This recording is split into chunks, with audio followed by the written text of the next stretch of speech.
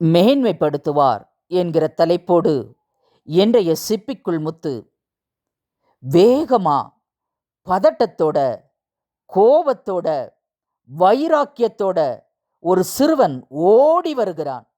ஓடி வந்தவன் ஒரு ஆற்றங்கரையிலே குனிந்து 5 கூழாங்கற்களை எடுத்து தன் நடைப்பையிலே போட்டுக்கொண்டு திரும்பவும் வேகமாக அதே கோபம், அதே படபடப்பு, அதே வைராக்கியம் ஓடுகிறான். ஓடினவன் ஏலா பள்ளத்தாக்கில் இறங்கி நின்று ராட்சதனாகிய கோலியாத்தை நோக்கி அடைப்பையில் இருந்து ஒரு கல்லை எடுத்து, நன்றாக கவனிக்கவும், கவனுக்குள்ளே வைத்து எரிகிறான். ஒரே ஒரு கல் ராட்சதனை பதம் பார்த்தது. ராட்சதன் மரித்து போகிறான். வேகமா நடந்து போய் இந்த கோலியாத் உரையில் இருக்கிற வாளை எடுத்து அந்த கோலியாத்தின் தலையை கொய்து போடுகிறான்.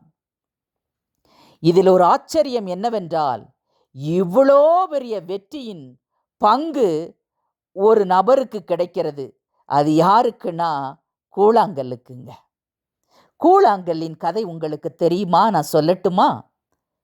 இந்த கூழாங்கல் தன்னைத்தானே உருவாக்கி கொள்ள மலைகளிலும் பாறைகளிலும் மழை, வெயில், காற்று, புயல் எல்லாவற்றிலும் அடிபட்டு, தண்ணீரிலே அலசலடிபட்டு, தன்னை பாறைகளிலே உரசிக்கொண்டு தேய்த்து கொண்டு அழகான கூழாங்கல்லாக மாறுகிறது. இந்த மாறின கூழாங்கல் பயன்பாட்டுக்கு வர வேண்டும் அல்லவா? ஒருவேளை இந்த உருவாக்கப்பட்ட கூழாங்கல் பாறைகளுக்கு அடியிலும், செடிகளுக்கு அடியிலும், தண்ணீருக்கு அடியிலும் இருந்தால் யார் கண்களிலும் பட முடியாது. ஆனால் இந்த அபிஷேகம் பண்ணப்பட்ட சிறுவனின் கையிலே 5 கூழாங்கல்கள் பட்டதே.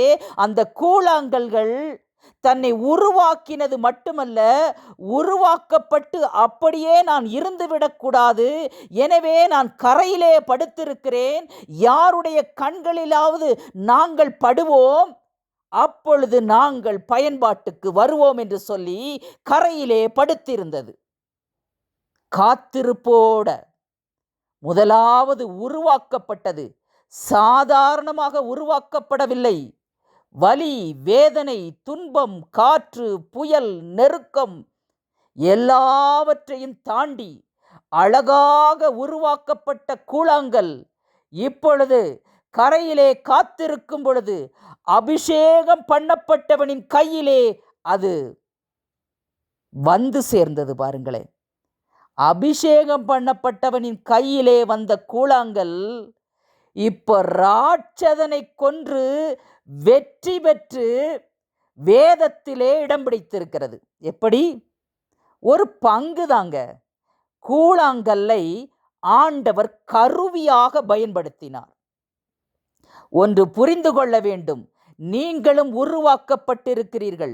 நிறைய ஊழியங்கள் மூலம் உருவாக்கப்பட்டிருக்கலாம். வேதாகம கல்லூரியிலே படித்திருக்கலாம், நல்ல வேதம் கற்றிருக்கலாம், உங்களுக்கும் அழைப்பு இருக்கலாம். நீங்களும் நல்லபடியாக உருவாக்கப்பட்டு தினமும் கர்த்தருடைய வார்த்தையின்படி உருவாக்கப்பட்டு கொண்டிருக்கலாம். உருவாக்கப்பட்டிருந்தாலும் ஒளிந்து கொண்டிருக்கிறீர்கள். எனவேதான் எப்படி இந்த 5 கூழாங்கற்களும் தாவீது என்கிற அபிஷேகம் பண்ணப்பட்டவனின் கைகளிலே வந்ததோ, அதே போல நீங்களும் தேவனுடைய கையிலே கருவியாக பயன்படுத்தப்படாமல் இருப்பதற்கு காரணம், இன்னும் நீங்கள் எழும்பி பிரகாசிக்கவில்லை. அப்படியே ஒளிந்து ஒளிந்து ஒளிந்து உங்களுடைய உருவாக்கப்பட்ட சூழ்நிலையெல்லாம் மறந்து ஒளிந்து கொண்டிருக்கிறீர்கள். எனவேதான் நீங்கள் வெற்றியை பார்க்க முடியாமல் இருக்கிறது. பாருங்களேன், கர்த்தர் உங்களை கருவியாக பயன்படுத்த வேண்டும் என்றால் நீங்கள் வெளியே வர வேண்டும். இந்த கூழாங்கற்கள் வேதத்திலே இடம் பிடித்திருக்கிறது. அவ்வளவு கஷ்டப்பட்டு பயன்படுத்தப்பட்டு உருவாக்கப்பட்ட கூழாங்கல் எப்படி வேதத்திலே இடம் பிடித்தது? ஒரு ராட்சதனை கொன்ற அந்த வெற்றியின் ஒரு பங்கை இது எப்படி பெற்றுக்கொண்டது? அபிஷேகம் பண்ணப்பட்டவனின் கைகளிலே வந்தது. நீங்களும் கர்த்தருடைய கரத்திற்குள்ளாக வர வேண்டும். அதற்கப்புறமா கவனுக்குள்ள வந்துச்சு பார்த்தீங்களா கல்லு, அது மாதிரி நீங்க கர்த்தருக்குள் அடங்கி இருக்க வேண்டும். உருவாக்கப்பட்டிருப்பீங்க, கர்த்தருடைய கையில கருவியாக பயன்படுத்தப்பட்டிருப்பீங்க. ஆனா அடங்கி இருக்கிறது இல்லைங்க. லேசா ஒரு காற்றும் புயலும் வந்தா அடைக்கலத்தை விட்டு இறங்கி போயிடுறது, அரணை விட்டு காணாமல் போயிடுறது.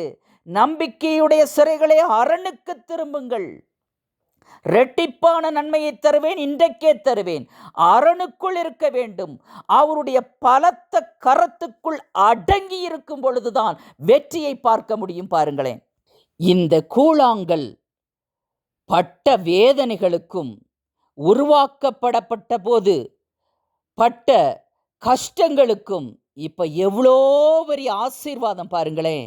வேதத்தில் இடம் பிடிச்சிருக்குங்க. சாதாரண கூழாங்கல்லும் அந்த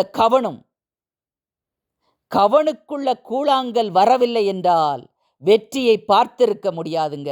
வெறும் கல்லும் வெறும் கவனும் வெற்றியை கொண்டு வந்து விட முடியாது. ரெண்டும் இணைந்ததினால் தான் வெற்றி. நீங்களும், வேதம் சொல்லுது, நீங்கள் என்னிலும் என் வார்த்தைகள் உங்களிலும் நிலைத்திருந்தால் நீங்கள் கேட்டுக்கொள்வது எதுவோ அது உங்களுக்கு கொடுக்கப்படும். நீங்க கேட்கிறத ஆண்டவர் தருவார். ஆனால் நீங்கள் என்னிலே நிலைத்திருக்க வேண்டும் என்று ஆண்டவர் சொல்லுகிறார். என் வார்த்தைகள் உங்களிலே நிலைத்திருக்க வேண்டும் என்று ஆண்டவர் சொல்லுகிறார். தினந்தோறும் உருவாக்கப்படுகிற தேவனுடைய ஜனமே, அழைக்கப்பட்ட தேவனுடைய ஜனமே, ஏன் மறைந்திருக்கிறாய்? எழும்பி பிரகாசி, உன் ஒளி வந்தது. கர்த்தருடைய மகிமை உன்மேல் உதித்தது. நீ எழும்பி பிரகாசித்தால்தான் தேவனுடைய மகிமை உன்மேல் உதிக்கும். நீ வெற்றியை பார்க்க முடியும், மேன்மையை பார்க்க முடியும். சாதாரண கூழாங்கல் தன்னை உருவாக்கி கொண்டு, உருவாக்கினது மட்டுமல்ல, ஒளிந்திருக்காமல் வெளியே காத்திருந்தது, கரையிலே காத்திருந்தது மட்டுமல்ல, அபிஷேகம் பண்ணப்பட்டவனின் கரத்திற்குள்ளே வந்தவுடனே அடங்கி இருந்தது, கவனுக்குள் அடங்கி இருந்தது. எனவே மேன்மையை பார்த்தது, வெற்றியிலே பங்கும் கிடைத்தது. நீங்களும் அபிஷேகம் பண்ணப்பட்டிருப்பீங்க, ரட்சிக்கப்பட்டிருப்பீங்க, நிறைய உருவாக்கப்பட்டிருப்பீங்க. கர்த்தருடைய ஊழியர்கள், மெய்ப்பர்கள் உங்களை உருவாக்கி இருப்பாங்க. ஆனாலும் மறைஞ்சுக்கிட்டே இருப்பீங்க, ஒளிந்து கொண்டே இருப்பீங்க. வெளியில வாங்க. கர்த்தர் உங்களை கருவியாக பயன்படுத்த விரும்புகிறார். அவர் கரத்திலே அடங்கி இருங்க, மேன்மையை பார்ப்பீங்க. God bless you.